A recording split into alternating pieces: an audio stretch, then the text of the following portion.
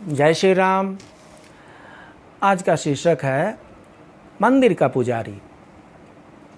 एक बार की बात है, एक समृद्ध व्यापारी जो सदैव अपने गुरु के परामर्श से कुछ न कुछ सुकर्म किया करते थे, गुरुदेव से बोले, हे गुरुदेव, धनार्जन हेतु मैं अपना गांव पीछे जरूर छोड़ आया हूँ, पर हर समय मुझे लगता है कि वहाँ पर एक ऐसा देवालय बनाया जाए जिसमें देव पूजन के साथ साथ भोजन की व्यवस्था हो, अच्छे संस्कारों से लोगों को सुसंस्कृत किया जाए, इसकी व्यवस्था हो, शरणागत को शरण कर देने की व्यवस्था हो, वस्त्रहीन को तन ढकने की व्यवस्था हो, रोगियों को दवा एवं चिकित्सा मिले, बच्चे अपने धर्म के वास्तविक स्वरूप से अवगत हो सके। सुनते ही गुरु अति प्रसन्न हुए और उन्होंने कहा कि हे समृद्ध व्यापारी, सिर्फ गांव में ही देवालय क्यों, और सिर्फ गांव में ही ये व्यवस्था क्यों?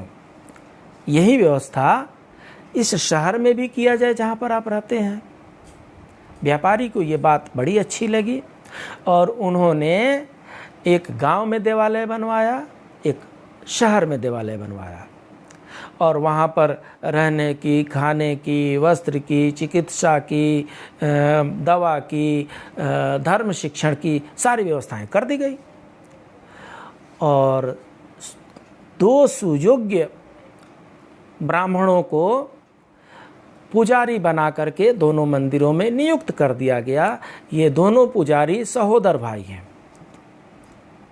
दोनों मंदिरों में अच्छी खासी श्रद्धालुओं की भीड़ हो रही है और जिस कार्य के लिए बनाया गया था उस कार्य में लगी हुई है।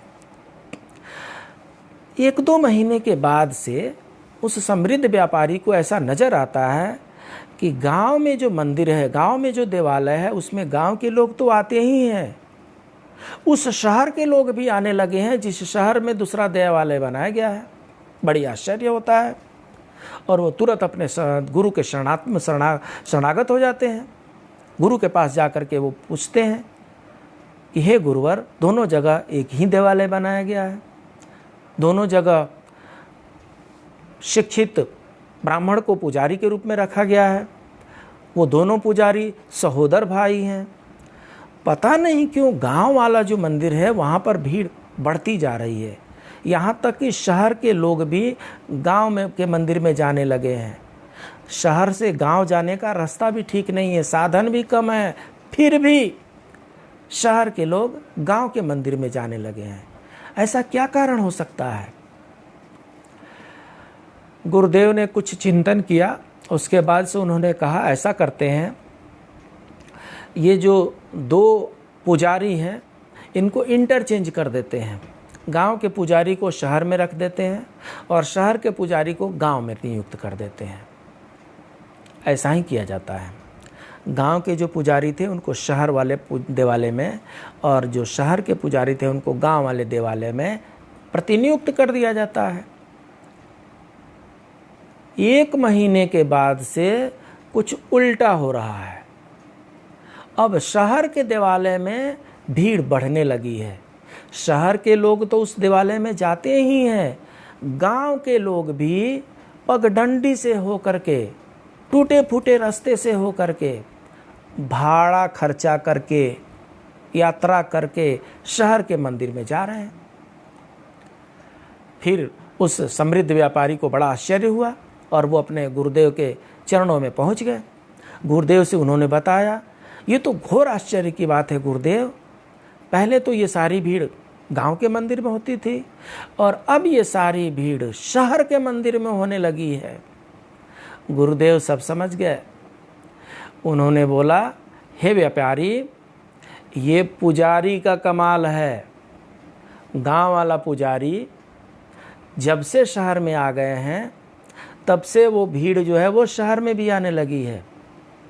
ये दर्शाता है कि जो गांव के पुजारी हैं वो कितने संवेदनशील हैं, लोगों के दुखों से कितने दुखी हो जाते हैं, लोगों के सुखों में कितने प्रसन्न हो जाते हैं, लोगों के छोटे मोटे दुख सुख में कितना सहयोग करते हैं। और इसलिए जितने भी श्रद्धालु हैं वो उस गांव वाले पुजारी का पीछा करते करते शहर में आ गए हैं, जबकि ये दूसरे पुजारी हैं उनके साथ ऐसा नहीं है, इसलिए ये जहां पूजा कराते हैं वहां पर संख्या घट जाती है। हमें भी ये बात समझनी चाहिए, हमारा व्यक्तित्व हमारी बाहरी रंग रूप से नहीं, हमारे व्यवहार से निर्धारित होता है। बिल्कुल एक समान ज्ञान और वेशभूषा वाले दो पुजारी में लोग कष्ट सहकर भी उसी पुजारी के पास गए जो अधिक संवेदनशील और व्यवहारी थे। इसी तरह हम चाहे जिस कार्य क्षेत्र में से जुड़े हों, हमारी सफलता में हमारे व्यवहार का बहुत बड़ा योगदान होता है। हम सभी को इस परम सत्य का बोध होना ही चाहिए कि इस धरती पर मात्र सिर्फ अपने लिए हम नहीं आए हैं। हमें सिर्फ अपने सुख दुख की ही चिंता नहीं करनी चाहिए, हमें अपने सुख दुख के अलावा दूसरों के दुख सुख में भी बांटना चाहिए, उनसे मित्रवत व्यवहार करना चाहिए, ताकि हम जहाँ उपस्थित हों वहाँ पर स्वतः ही एक अच्छा वातावरण बना रहे। सकारात्मकता की तरंगों से हमारा जीवन सागर लहलहाता रहे। इस तरीके से हमारे जो व्यवहार हैं वो बाकी सब पर भारी पड़े। जय श्री राम।